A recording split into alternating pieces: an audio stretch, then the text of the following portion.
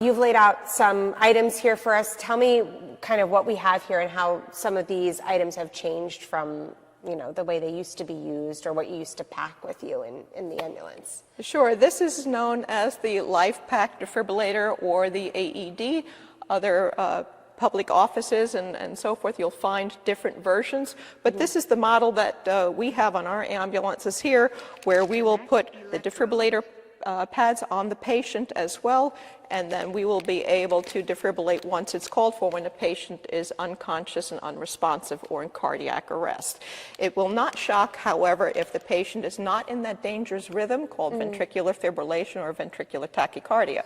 So this is why lay people can even use it. Follow the instructions of how to place it on the chest. Very simple to do, and follow the instruction when prompted. And now Narcan is a big one. I mean, I think a lot of people are pretty familiar with Narcan, but this is definitely an update to the guidelines in terms of probably didn't used to have to carry this around so much. Yeah, we carry it. Not only do we carry it, fire departments carry it, police carry it too, and anyone can pick this up. This is no longer by prescription, and it is given to people who even pick up a narcotic prescription for pain, for instance, for the just in case an overdose should happen.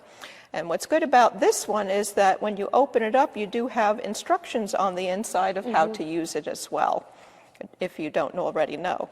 Yeah. And what do we have over here?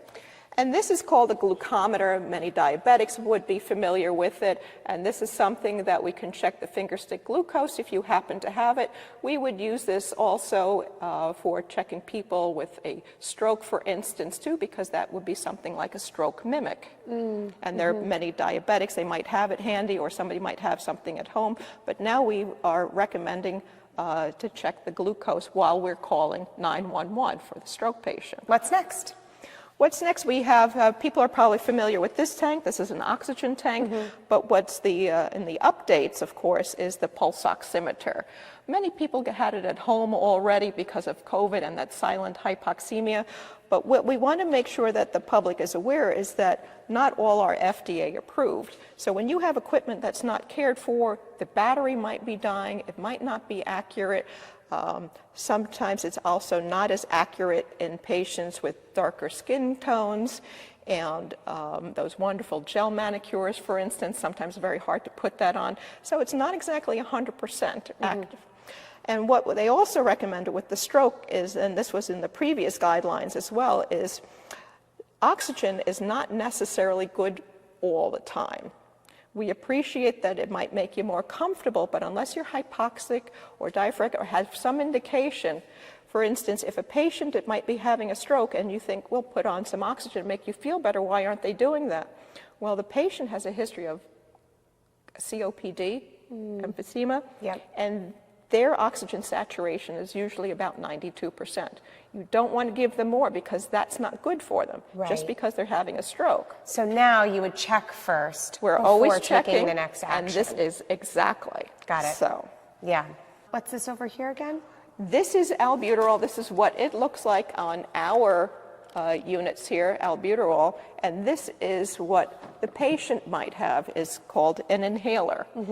And so you might need to help that patient with an asthma exacerbation, or they might not be able to use their medication properly because they're very anxious or they can't hold it.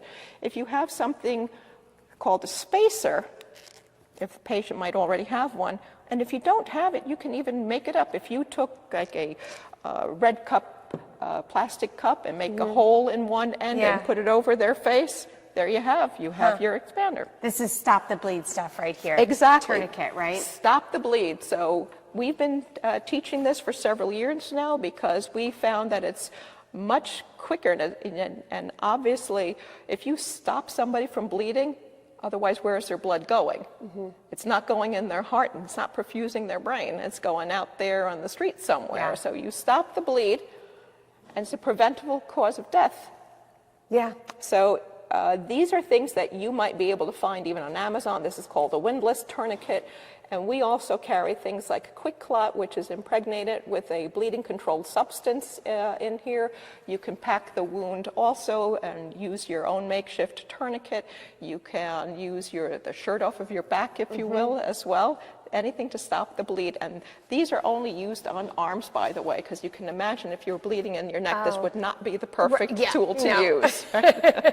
Exactly. Not on legs either, just arms? On arms and legs, And legs. extremities. Okay. Okay, got it. Cool. Anything else you want to say just about like how these items have changed over time?